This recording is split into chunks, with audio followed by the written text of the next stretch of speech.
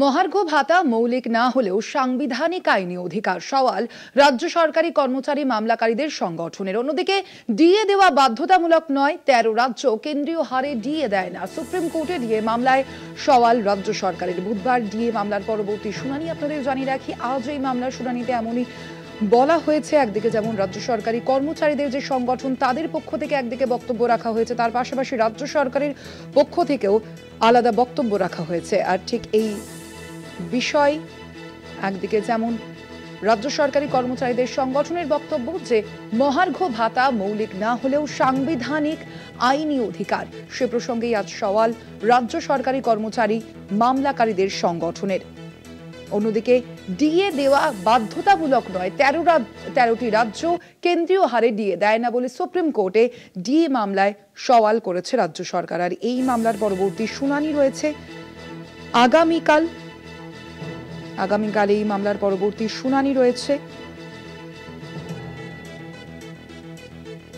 আমরা দেখেছিলাম এর আগে 16ই মে সুপ্রিম কোর্ট রাজ্য সরকারকে 6 সপ্তাহের মধ্যে বকেয়ার 25% মিটিয়ে দিতে বলেছিল। আর তার পরবর্তীতেই এই মামলা। এই বিষয়ে আমরা আরো বিস্তারিত জানবো। আমাদের সঙ্গে এই মুহূর্তে ফোন লাইনে রয়েছেন প্রতিনিধি পল্লব চট্টোপাধ্যায়। পল্লব দা, আজ কোর্টে মূলত ঠিক কি সওয়াল জবাব হয় এই প্রসঙ্গে? দেখো, সুপ্রিম কোর্ট রাজ্যকে বলেছিল যে 25% মানে বকেয়া মহার্ঘ ভাতার 25% আগে মিটিয়ে দাও, তারপর মামলাটি শোনা হবে। কিন্তু এদিন সুপ্রিম কোর্ট কিন্তু বক্তব্য ছাড়াও মামলাকারীদের বক্তব্য রাজি হয় এবং সেই সূত্রে রাজ্যের তরফে কিন্তু মুখ্য দুটি দাবি রাখা হয়। 1 নম্বর হচ্ছে রাজ্য দাবিটা করে যে মহার্ঘ ভাতা পাওয়াটা কর্মীদের মৌলিক অধিকার নয়, কিন্তু মামলাকারীদের তরফে কিন্তু পাল্টা জানানো হয় যে কলকাতা হাইকোর্ট কখনোই যে এটা মৌলিক অধিকার, কিন্তু সংবিধানের নির্দিষ্ট ধারা অনুযায়ী কিন্তু এটা কর্মীদের লিগ্যাল রাইট। এটা একদিক। এবং দ্বিতীয়ত যেটা জানায় যে এআইসিপি বা অল ইন্ডিয়া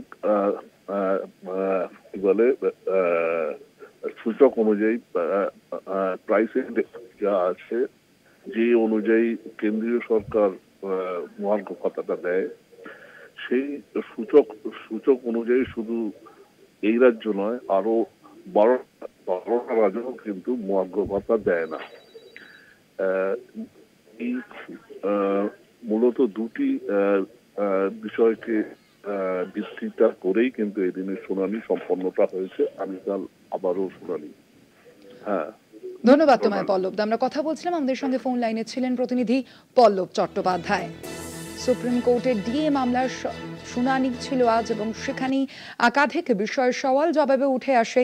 ডিএ দেওয়া বাধ্যতামূলক নয়, 13টি রাজ্য কেন্দ্রীয় হারে ডিএ দেয় না। সুপ্রিম কোর্টে ডিএ মামলায় সওয়াল রাজ্য সরকারের। বুধবার ডিএ মামলার পরবর্তী শুনানি রয়েছে।